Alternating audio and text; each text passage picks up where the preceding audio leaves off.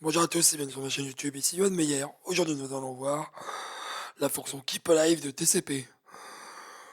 Donc, comme son nom l'indique, Keep Alive c'est pour maintenir la session en vie s'il n'y a plus de données échangées. Donc, nous allons passer directement à Wireshark pour voir comment ça se matérialise. Donc, j'ai une session TCP entre un post client et un serveur web. Donc, ce qu'on va faire en premier avant de commencer, on va ajouter le TCP Delta Time. Donc, comme je le rappelle, TCP Delta Time permet de voir le temps qui se passe entre la trame précédente et la nouvelle trame. Donc, on a un échange de données. Et d'un coup, ici, on voit qu'il se passe plus rien. Donc, au bout de 45 secondes, le post client va envoyer un TCP Keep Alive. Donc, le TCP Keep Alive, pour maintenir, comme il se passe plus rien au bout de 45 secondes, il envoie un TCP Keep Alive pour dire en fait, c'est pour ça, est-ce que tu es encore en vie? Et le serveur web doit répondre par un TCP Keep Alive hack. Donc, pareil, donc il répond. Donc, 45 secondes après, il n'y a toujours pas de données envoyées, ou il n'y a toujours pas d'échange entre eux.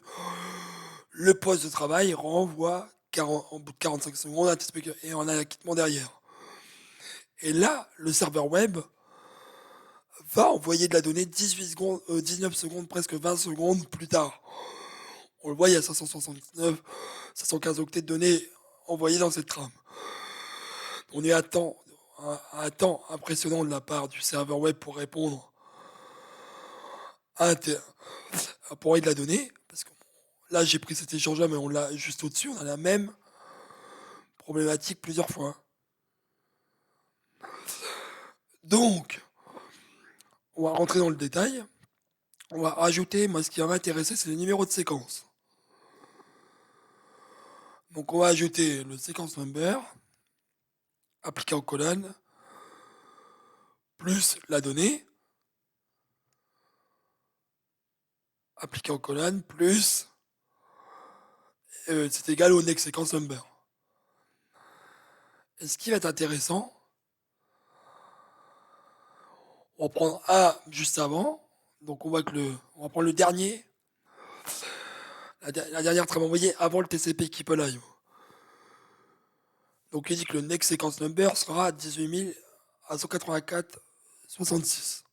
On va mettre ça, on va aligner pour que ce soit plus lisible pour tout le monde.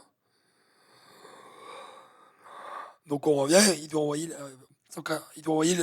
le futur numéro de séquence 18 466.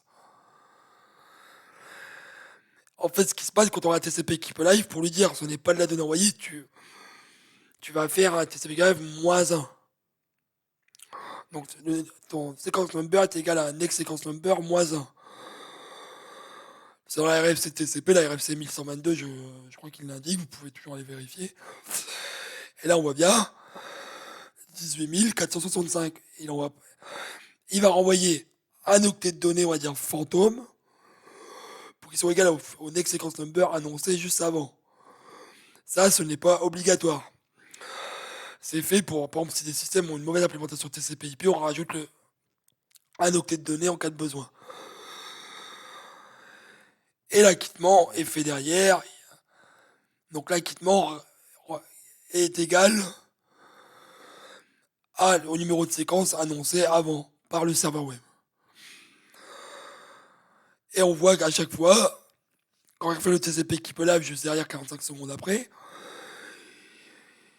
il garde en mémoire qu'il a, au niveau de l'échange de données, on est bien à 18 466 octets de futur numéro de séquence. Donc il enlève toujours le moins 1 par rapport au numéro de séquence, ce futur numéro de séquence annoncé. Et pareil. Donc voilà, donc TCP Keep Alive n'est pas une problématique en soi, c'est pour maintenir une session en vie s'il n'y a plus de données échangées comme on a pu le voir dans cet exemple. Donc voilà, c'est fini pour aujourd'hui. Je vous dis à bientôt pour une nouvelle vidéo. Et n'hésitez pas à vous abonner à ma chaîne YouTube.